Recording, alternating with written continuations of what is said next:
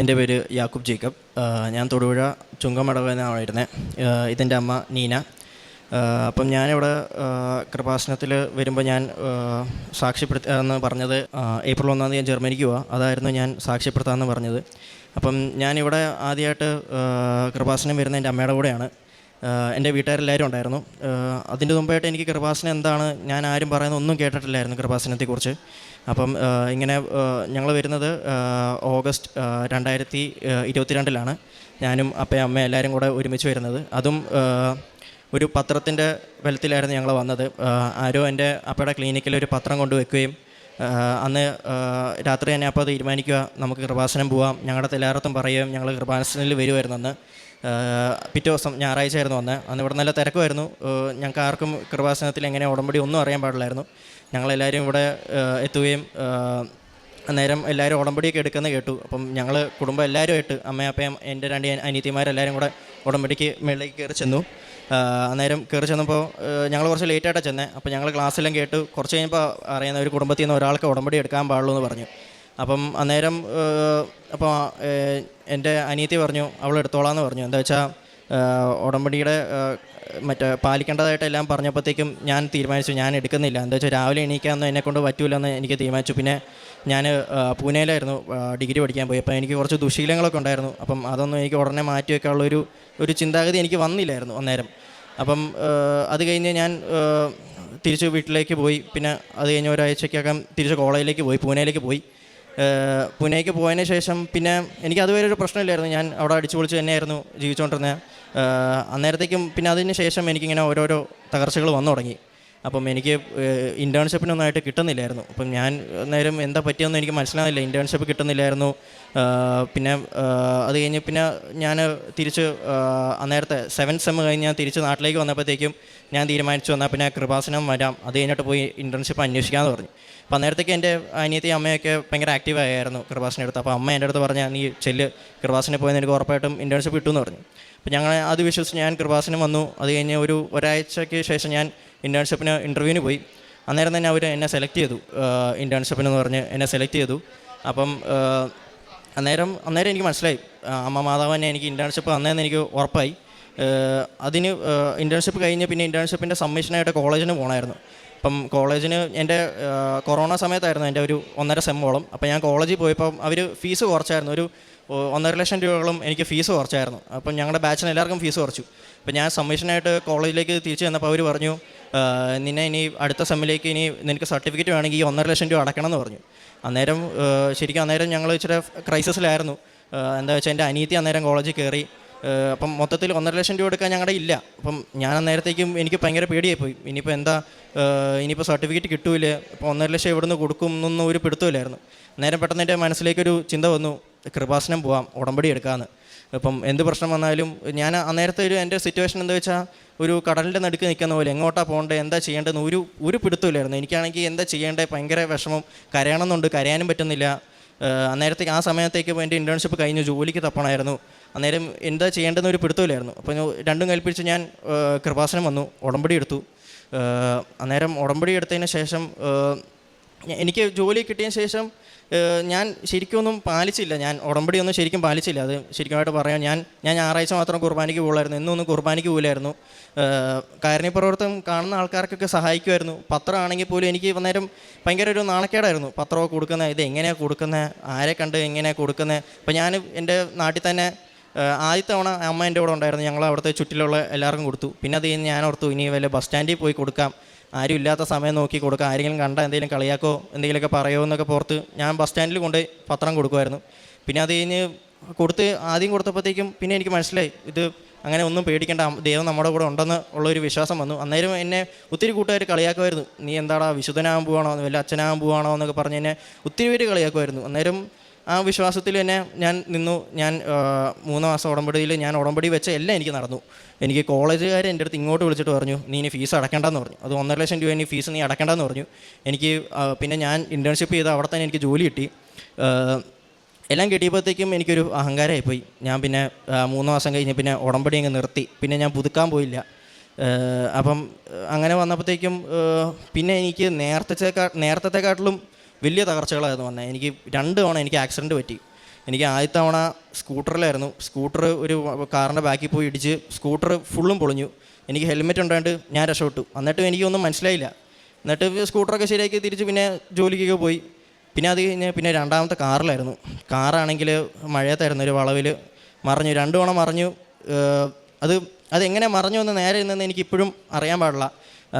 എന്താ വെച്ചാൽ ഇപ്പുറത്തെ സൈഡിൽ പമ്പ്, ഇപ്പുറത്തെ പോസ്റ്റ്, നടുക്ക് ഡിവൈഡർ. വണ്ടി അങ്ങനെ ഒരിക്കലും മറിഞ്ഞു വന്ന് നേരെ വയ്ക്കാൻ പറ്റില്ല. ഞാനാണെങ്കിൽ പോലും ആ വണ്ടിയുടെ ഡോറ് ചവിട്ടിപ്പൊളിച്ചാൽ പുറത്തേക്ക് ഇറങ്ങിയത്. എനിക്കാണെങ്കിൽ ഒരു പോറൽ പോലും പറ്റിയില്ലായിരുന്നു അന്ന്. എനിക്കറിയായിരുന്നു അന്ന് ദൈവം എന്നെ രക്ഷപ്പെടുത്തി. പക്ഷെ എന്നാലും എനിക്കൊരു ബോധ്യതയില്ലായിരുന്നു മനസ്സിൽ. എന്താ പറ്റിയ, എങ്ങനെയാണ് ഇത് സംഭവിച്ചതെന്നൊരു ബോധ്യതയില്ലായിരുന്നു എനിക്ക് മനസ്സിൽ. അങ്ങനെയാണ് ആ ഇടയ്ക്ക് എൻ്റെ അനിയത്തി ധ്യാനത്തിന് പോയത്. അവൾ ധ്യാനത്തിന് പോയ ശേഷം അവിടുത്തെ കൗൺസിലിങ്ങിന് ഒരു സിസ്റ്റർ ഇങ്ങനെ അവളുടെ അടുത്ത് പറഞ്ഞു, ഇങ്ങനെ ഒരു ചുമന്ന കാറ് കാണിക്കുന്നുണ്ട്, നിൻ്റെ ഇങ്ങനെ മറയുന്നേ കാണിക്കുന്നുണ്ട്, നിൻ്റെ ഫാമിലിയിൽ ആരെങ്കിലും അങ്ങനെ ആക്സിഡൻറ്റ് പറ്റിയിട്ടുണ്ടോ എന്ന് ചോദിച്ചു. അപ്പോൾ അവൾ പറഞ്ഞു, എൻ്റെ ചേട്ടന് ഇങ്ങനെ ചുമന്ന വണ്ടിയിൽ ആക്സിഡൻറ്റ് പറ്റിയേ. എന്നിട്ട് അങ്ങനെ പറഞ്ഞ ഉടനെ തന്നെ ആ സിസ്റ്റർ അവളുടെ അടുത്ത് പറഞ്ഞു, മാതാവാ നിൻ്റെ ചേട്ടനെ രക്ഷപ്പെടുത്തിയെന്ന് പറഞ്ഞു. അത് അവൾ വന്ന് എൻ്റെ അടുത്ത് വന്ന് പറയുന്നത് എനിക്കിപ്പോഴും ഓർമ്മയുണ്ട്. അവൾ ഒരു ദിവസം രാത്രിയാണ് പോയി കൂട്ടിക്കൊണ്ട് വന്നിട്ട് അവൾ തിരിച്ചെന്നെ കൊണ്ടുവരാൻ വന്നപ്പോൾ എൻ്റെ അടുത്ത് ഇങ്ങനെ പറയും, എനിക്കും അവൾക്കും ഒരേ സമയത്ത് ഒരു ഷോക്ക് അടിച്ച പോലത്തെ ഒരു കുളിർമയും എന്താ കരച്ചിലും സങ്കടവും സന്തോഷവും എല്ലാം ഒരു ഭയങ്കര ഒരു അനുഭവമായിരുന്നു എനിക്ക് അന്നേരം കിട്ടിയത്. അന്നേരം എനിക്ക് മനസ്സിലായി ഇത് അമ്മ മാതാവ് തന്നെയാണ് എന്നെ രക്ഷപ്പെടുത്തിയത്. പിന്നെ ഞാൻ ഉടമ്പടിയിലേക്ക് തിരിച്ചു വിളിക്കാൻ വേണ്ടിയാണ് എനിക്ക് ഈ എല്ലാ തകർച്ചകളും തന്നതെന്ന് എനിക്ക് അന്നേരം ഒരു ബോധ്യത വന്നു. അന്നേരം തന്നെ എൻ്റെ ജോലിയും പോയായിരുന്നു. എനിക്ക് ജോലിക്ക് കയറി കിട്ടിയ ജോലി തന്നെ ഒരു 6-7 മാസം കൊണ്ട് എനിക്ക് ആ ജോലി പോയി. പിന്നെ എനിക്ക് എന്താ ചെയ്യേണ്ടത്, എന്താ ഒരു പിടുത്തമില്ലായിരുന്നു. പണ്ട് ഞാൻ ആദ്യം, പിന്നെ എനിക്ക് മനസ്സിലായി, ഞാൻ ആദ്യം ഉടമ്പടി എടുത്തപ്പോൾ ഞാൻ എഴുതിയൊരു നിയോഗത്തിലൊരു നിയോഗമായിരുന്നു, ഒരു 1-2 വർഷം ജോലി ചെയ്യണം, പിന്നെ പുറത്തേക്ക് പോകണമെന്ന്. പക്ഷേ ഞാൻ ഒരിക്കലും പ്രതീക്ഷിച്ചില്ല ഇങ്ങനെ ആയിരിക്കും വരുന്നത്, പുറത്തേക്ക് പോകണമെന്ന്. അത് ഞാൻ ഇപ്പോൾ ആലോചിക്കുമ്പോൾ എനിക്ക് മനസ്സിലായി ഞാൻ അങ്ങനെ എഴുതിയിട്ടുണ്ടായിരുന്നു എന്ന്. എന്നിട്ട് ഞാൻ എൻ്റെ ജോലിക്ക് പോയി. പിന്നെ എൻ്റെ അപ്പൻ എൻ്റെ അടുത്ത് പറഞ്ഞു, നമുക്കിനി പുറത്തേക്ക് പോകുന്ന വല്ല കാര്യങ്ങൾ നോക്കാമെന്ന് പറഞ്ഞു. അപ്പം പുറത്തേക്ക് പോകുന്ന കാര്യങ്ങൾ നോക്കുമ്പോഴത്തേക്കാണ് ഞാൻ ഡിഗ്രി കഴിഞ്ഞാൽ ഇരിക്കുന്നത്. അപ്പം ഇങ്ങനെ അവർ പറഞ്ഞു, മാസ്റ്റേഴ്സ് ഇങ്ങനെ പുറത്തേക്ക് പോകാൻ ജർമ്മനിക്ക് നോക്കാമെന്നൊക്കെ പറഞ്ഞു. അപ്പം അതിന് IELTS വേണമെന്ന് പറഞ്ഞു. അപ്പം അന്നേരമാണ് ഞാൻ ആലോചിക്കുന്നത്, IELTS വേണമെന്ന് പറഞ്ഞപ്പോൾ എനിക്ക് ചെറുപ്പം തൊട്ട് ഞാൻ ഡിസ്ലെക്സിക്കാണ്, എനിക്ക് ലേണിംഗ് ഡിസബിലിറ്റി ഉണ്ട്. ഞാൻ എല്ലാത്തിലും ഭയങ്കര സ്ലോ ആണ്. എനിക്ക് ബാക്കിയുള്ളവരെ പോലെയല്ല, ഞാൻ സ്പെഷ്യൽ സ്കൂളിലൊക്കെയാണ് പഠിച്ചത്. ഞാൻ NOS എന്ന് പറഞ്ഞ സിലബസിലാണ് പഠിച്ചത്. ഞാൻ എങ്ങനെയാണ് പാസ്സായെന്ന് എനിക്ക് പോലും അറിയാൻ പാടില്ല. എന്താ വെച്ചാൽ അന്ന് എൻ്റെ അമ്മയ്ക്കും അപ്പനൊക്കെ ഭയങ്കര വിശ്വാസം ഉണ്ടായിരുന്നു. അന്ന് ഞാൻ എന്നും പ്രാർത്ഥിക്കുമായിരുന്നു. അന്ന് ഞാൻ ചെറുപ്പത്തിൽ എന്നും പ്രാർത്ഥിക്കുകയും കരയുമായിരുന്നു. ചെറുപ്പത്തിൽ പ്രാർത്ഥിച്ച് അങ്ങനെ എന്നെ ദൈവം എന്നെ പാസ്സാക്കി. എന്നെ 10ാം ക്ലാസ്സും പാസ്സാക്കി, +2 പാസ്സാക്കി. പിന്നെ ഇഷ്ടമുള്ള കോളേജിൽ ഒരിക്കലും കിട്ടില്ല എന്ന് പറഞ്ഞാൽ അവിടെ എനിക്ക് മേടിച്ചു തന്നു. എല്ലാം കിട്ടിയപ്പോഴത്തേക്കും എനിക്കൊരു അഹങ്കാരമായിപ്പോയി. അത് ഞാൻ എന്ന് വെച്ചാൽ പിന്നെ അവിടെ ചെന്നിട്ട് കൂട്ടുകാരെ കിട്ടി, പയ്യെ ദുശീലങ്ങൾ തുടങ്ങി, കുടിക്കാൻ തുടങ്ങി, വലിക്കാൻ തുടങ്ങി. പിന്നെ അന്നേരത്തേക്ക് കൊറോണ സമയമായിരുന്നു. അന്നേരത്തേക്ക് പള്ളി പോക്കും മുടങ്ങി തുടങ്ങി. ഇപ്പം ഓൺലൈന് മാത്രം കൂടി. പിന്നെ തിരിച്ച് കോളേജിലേയും പോയി. തിരിച്ച് കോളേജിൽ പോയ ശേഷം പോലും ഞാൻ എനിക്ക് പള്ളിയിൽ പോകാനേ ഉള്ളായിരുന്നു, ഒരു ഓട്ടോ പിടിച്ച് പള്ളിയിൽ പോകാനേ ഉള്ളായിരുന്നു. പക്ഷേ എന്നാൽ പോലും ഞാൻ ഓൺലൈനിലെ കൂടുള്ളായിരുന്നു.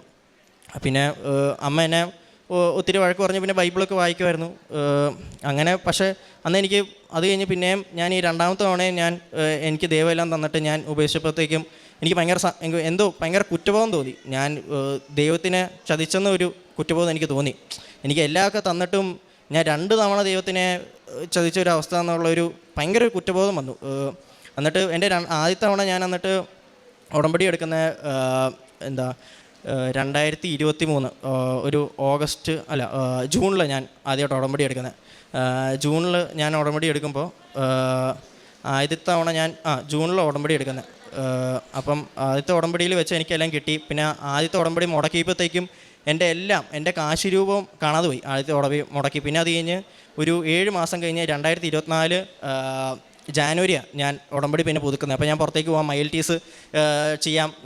അമ്മ എൻ്റെ അടുത്ത് ഭയങ്കര പറഞ്ഞു, നീ അമ്മ മാതാവിനെ വിശ്വസിച്ചാൽ നിനക്ക് ഉറപ്പായിട്ടും പാസ്സാം. അപ്പോൾ എനിക്ക് അന്നേരം കുറേ അത്ഭുതം ഇതെല്ലാം കണ്ടപ്പോഴത്തേക്കും എനിക്ക് ഭയങ്കര വിശ്വാസമായി. ഞാൻ അന്നേരം പോയി ഉടമ്പടി ജാനുവരി തന്നെ പോയി ഉടമ്പടി എടുത്തു. അത് കഴിഞ്ഞ് ഉടമ്പടി എടുത്തു. എനിക്ക് അന്നേരം ഇച്ചിരി കോൺഫിഡൻ്റ് ആയി. ഇനിയിപ്പോൾ എന്തായാലും ഞാൻ നല്ല രീതിയിൽ ഇംഗ്ലീഷ് സംസാരിക്കുമായിരുന്നു. അപ്പോൾ ഞാൻ അന്നേരം ഭയങ്കര കോൺഫിഡൻസ് ആവും, ഞാൻ സംസാരിക്കില്ല ഇനിയിപ്പം ബാക്കിയുള്ളതല്ലേ അതൊക്കെ സഹായിക്കുമെന്നുള്ള പറഞ്ഞുള്ള ഒരു ഇതിലായിരുന്നു. എന്നിട്ട് അവിടെയും എല്ലാവർക്കും എനിക്ക് നല്ല മാർക്ക് കിട്ടുന്നുണ്ടായിരുന്നു സംസാരിക്കും. പക്ഷേ ബാക്കിയുള്ളതിന് മാർക്ക് കിട്ടുന്നില്ലായിരുന്നു. പിന്നെ എന്നിട്ട് ഞാൻ അങ്ങനെ പോയി IELTS എക്സാം എഴുതി. അപ്പം IELTSൽ അന്നേരം ഞാൻ എക്സാം എഴുതി. എനിക്ക് ഏറ്റവും കുറവ് മാർക്കായിരുന്നു IELTSൽ കിട്ടി. എനിക്ക് 5.5 ആയിരുന്നു കിട്ടിയത്. ഞാനത് കണ്ട് എല്ലാം കഴിയുമ്പോൾ ഞാനാണെങ്കിൽ ഭയങ്കരമായിട്ട് തകർന്നു പോയി. എന്താ ചെയ്യേണ്ടത്, ഞാൻ ആദ്യത്തെ തവണ ഉടമ്പടി എടുത്ത് എനിക്ക് എല്ലാം കിട്ടിയല്ലോ, എല്ലാം നടന്നല്ലോ. രണ്ടാമത്തെ എണ്ണം എടുത്തിട്ടപ്പോഴത്തേക്ക് ഇതെന്തോ ഒന്നും കിട്ടാത്ത, എനിക്കൊന്നും മനസ്സിലാവുന്നില്ലായിരുന്നു. ഇതെന്താ ഇങ്ങനത്തെ ഒരു അവസ്ഥ വന്നതെന്ന് എനിക്ക് ചിന്തിച്ചിട്ട് മനസ്സിലാവുന്നില്ലായിരുന്നു. പിന്നെ അത് കഴിഞ്ഞാൽ ഞാനൊരു സാക്ഷ്യം കാണുമ്പോഴാണ് എനിക്ക് മനസ്സിലായ, എൻ്റെ കാശ് രൂപം കാണാതെ പോയിട്ട് ഞാൻ രണ്ടാമത്തെ പുതുക്കിയത് ഉടമ്പടി. ഇപ്പം ഞാൻ പരീക്ഷയ്ക്ക് പോയപ്പോൾ കാശ് രൂപം കൊണ്ടുപോയില്ല, ഉപ്പും കൊണ്ടുപോയില്ല. എനിക്ക് അന്നേരം അറിയാൻ പാടില്ലായിരുന്നു. ഞാനെന്നിട്ട് പിന്നെ അത് കഴിഞ്ഞിട്ട് പിന്നെ എനിക്ക് മനസ്സിലായി കാശ് രൂപം ഇല്ലാത്തതിൻ്റെ പ്രശ്നമാണെന്ന് എനിക്ക് മനസ്സിലായി. എന്നിട്ട് ഞാൻ രണ്ടാമത്തെ പോയി പിന്നെ ആദ്യം തൊട്ടേ ഉടമ്പടി അങ്ങ് എടുത്തു. കാശ് രൂപം എനിക്ക് കിട്ടി. അങ്ങനെ ഞാൻ രണ്ടാമത്തെ രണ്ടും കൽപ്പിച്ച് അങ്ങ് പോയി പരീക്ഷ എഴുതാൻ പോയി.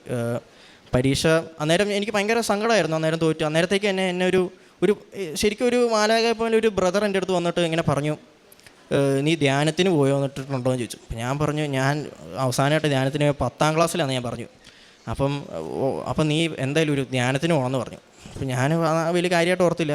പിന്നെ അത് കഴിഞ്ഞപ്പോൾ എനിക്ക് രണ്ടാമത്തെ ഡേറ്റ് ബുക്ക് ചെയ്യപ്പോൾ അത് നീണ്ടൊക്കെ പോവുക. അപ്പം അന്നേരം എനിക്ക് മനസ്സിലായി ചിലപ്പോൾ മാതാവായിട്ടായിരിക്കും ഓർപ്പിക്കുന്നത് ധ്യാനത്തിന് പോകാമെന്ന്.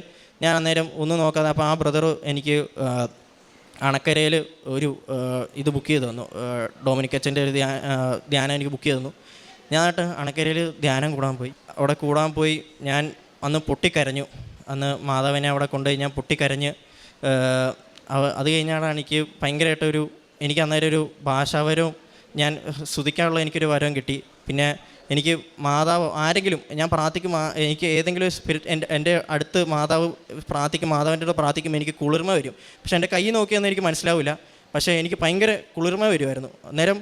പിന്നെ അത് കഴിഞ്ഞ് എനിക്ക് ഭയങ്കര ഒരു മാതാവായിട്ട് എന്നെ ഹെൽപ്പ് ചെയ്തതായിട്ട് എനിക്ക് ഭയങ്കരമായിട്ട് തോന്നി. പിന്നെ അത് കഴിഞ്ഞാൽ രണ്ടാമത്തെ ഉടമ്പടി എടുത്ത് ഞാൻ പരീക്ഷ എഴുതി. എനിക്കാണെങ്കിൽ അന്ന് ഞാൻ ഒരിക്കലും ഇതേവരെ ഞാൻ 2 ടാസ്ക് ഉണ്ട് റൈറ്റിങ്ങിൻ്റെ. 2 ടാസ്ക് ഞാൻ ഒരിക്കലും എഴുതി തീർത്തിട്ടില്ല. പക്ഷെ അന്ന് ഞാൻ 2 ടാസ്ക് എഴുതിയും തീർത്തു. അതും കൂടാതെ ഞാനൊരു എക്സ്ട്രാ പേപ്പർ എഴുതി. അതെല്ലാം ഞാൻ കറക്റ്റായിട്ട് എഴുതി. എന്നിട്ട് ഞാൻ നോക്കുമ്പോഴത്തേക്ക് എനിക്ക് വേണ്ടത് 6.5 മാർക്കായിരുന്നു IELTS. അതെനിക്ക് കിട്ടി. അന്ന് 6.5 മാർക്ക് IELTS മാതാവ് എന്നെ കൊണ്ട് എനിക്ക് പാസ്സാക്കി തന്നെ. ഞാൻ പറഞ്ഞായിരുന്നു ഞാൻ IELTS പാസ്സായിക്കൊണ്ട് ഞാൻ സാക്ഷ്യപ്പെടുത്താമെന്ന്. പിന്നെ രണ്ടാമത്തെ ഞാൻ പിന്നെയും പുതുക്കിയപ്പോഴത്തേക്കും ഞാൻ കോളേജിന് അപ്ലൈ ചെയ്യാൻ വേണ്ടി വെച്ചത്. അപ്പം എനിക്ക് ജർമ്മനിക്ക് പോകണമെന്നായിരുന്നു ഞാൻ അപ്ലൈ ചെയ്തത്. അപ്പോൾ രണ്ടാമത്തെ ഞാൻ കോളേജിന് അപ്ലൈ ചെയ്തിട്ട് എനിക്ക് കിട്ടിയില്ല കോളേജിന്. അപ്പോൾ അന്നേരം ഞാൻ പിന്നെ ഭയങ്കര ഡൗണായിപ്പോയി. എന്താ ചെയ്യേണ്ടതെന്ന് ഒരു പിടുത്തമില്ല. അപ്പം അന്നേരം തന്നെ എനിക്ക് മാതാവ് ഒരു വഴി കാണിച്ചു തന്നു. വേറൊരു എനിക്ക് ഓപ്പർച്യൂണിറ്റി കാർഡ് എന്ന് പറഞ്ഞ ഓപ്ഷൻ ഉണ്ട്. ഇപ്പം നമ്മൾ ഡിഗ്രി കഴിഞ്ഞ് പോവുകയാണെങ്കിൽ നമുക്ക് എന്തായാലും B2 ഡിഗ്രിക്ക് പോകണമെങ്കിൽ B2 വേണം. എനിക്കാണെങ്കിൽ B2 ഇല്ല. എനിക്ക് ആകെ IELTS മാത്രമേ ഉള്ളൂ. അപ്പോൾ മാസ്റ്റേഴ്സിന് പോകാൻ പറ്റില്ല. അപ്പോഴത്തേക്കാണ് എനിക്ക് ഇങ്ങനൊരു ഓപ്പർച്യൂണിറ്റി കാണിച്ചു തന്നത്. ഓപ്പർച്യൂണിറ്റി കാർഡിൽ പോവാം IELTS വെച്ച്, പിന്നെ A1 ഏറ്റവും പഠിച്ചാൽ മതി. അപ്പോൾ ഞാൻ എന്നിട്ട് അങ്ങനെ അപ്ലൈ ചെയ്തു. അങ്ങനെ അത് അപ്ലൈ ചെയ്ത് കഴിഞ്ഞിട്ടേക്ക് എനിക്ക് പിന്നെ വിശ്വാസ പ്രോസസ്സിങ് എല്ലാം എനിക്ക് അതിനും തടസ്സം ഉണ്ടായിരുന്നു. പക്ഷെ അതെല്ലാം ഞാൻ പിന്നെ 1 വർഷമായിട്ട് ഇപ്പോൾ ഉടമ്പടി ജീവിതത്തിലാണ് ഞാൻ ജീവിക്കുന്നത്. എന്നും പള്ളിയിൽ പോവും, ശുശ്രൂഷ ചെയ്യും. ഞാനും അമ്മയും കൂടെ ഒരുമിച്ച് പോയ ശുശ്രൂഷ ചെയ്യുന്നത്. എനിക്ക് ഭയങ്കര ഒരു വിശ്വാസമായി കൃപാസനയിൽ. ഞാൻ ആരെ കണ്ടാലും എൻ്റെ കൂട്ടുകാരൊക്കെ കാണുമ്പോൾ ഞാൻ അവരുടെ പറയും, നീ കൃപാസനയിൽ പോയ നിൻ്റെ എല്ലാം നീ രക്ഷപ്പെടുമെന്ന് പറഞ്ഞു. ഞാൻ എൻ്റെ ജീവിതമൊക്കെ എല്ലായിടത്തും പറയും. ഞാൻ പത്രം കൊടുക്കാൻ പോകുമ്പോഴും ഞാൻ എല്ലായിടത്തും പറയും, ഈ പത്രമാണ് എന്നെ രക്ഷപ്പെടുത്തിയത്.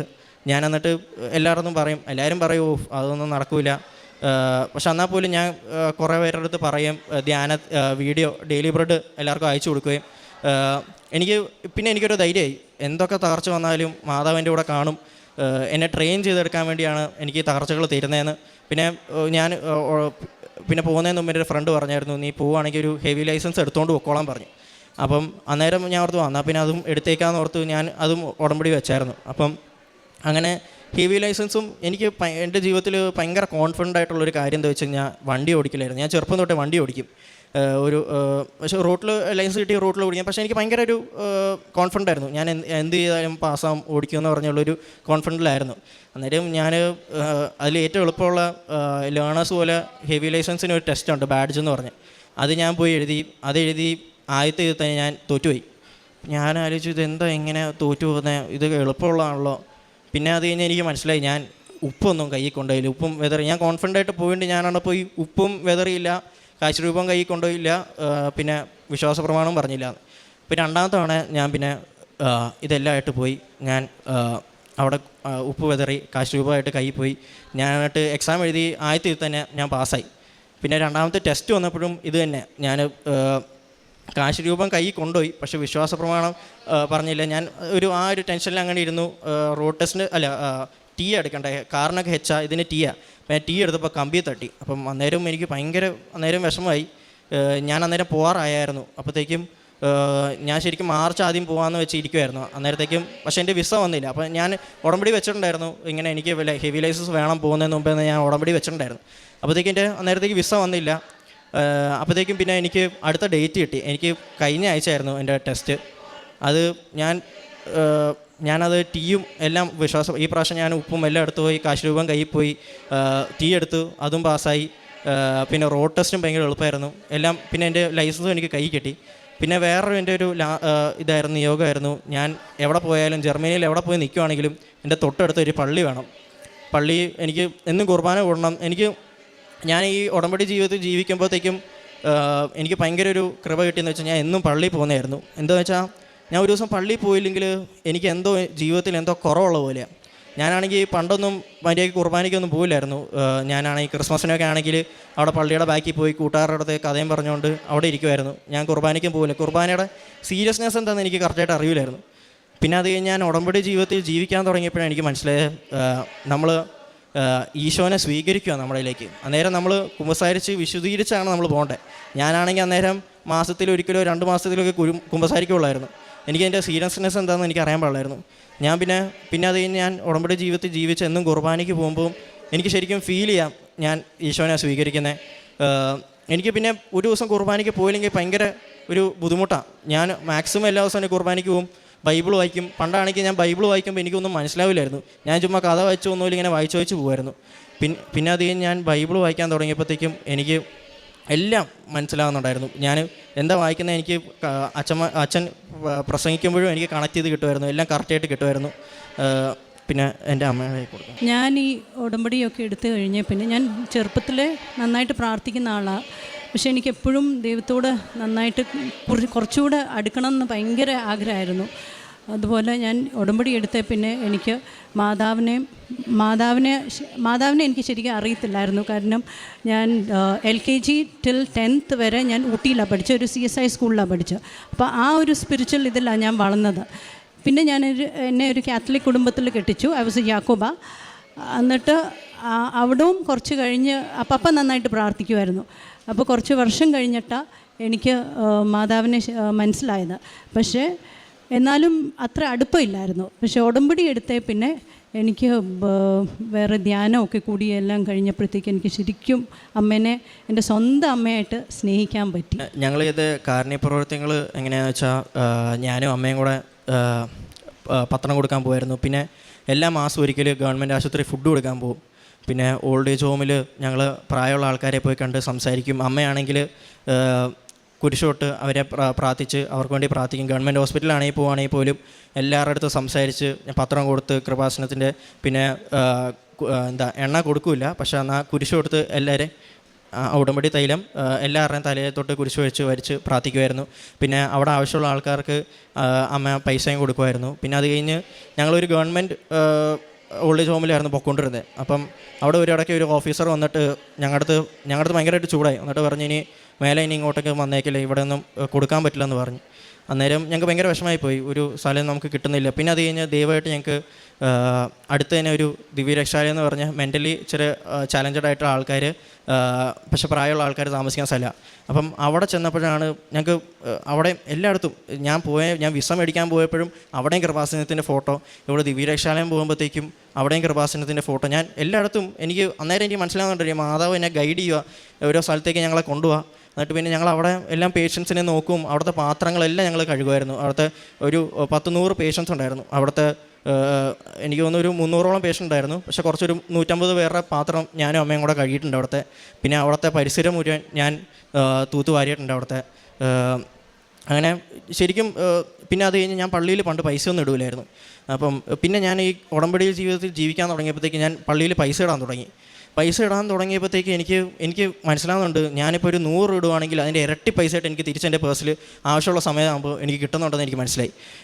എങ്ങനെയാണെന്ന് വെച്ചാൽ ഞാൻ ഇപ്പം പണ്ടൊക്കെ എന്തെങ്കിലും ബുദ്ധിമുട്ട് വരുമായിരുന്നെങ്കിൽ കൂട്ടുകാരുടെ അല്ലെങ്കിൽ ആരെങ്കിലും അടുത്ത് ചോദിക്കുമായിരുന്നു പൈസ.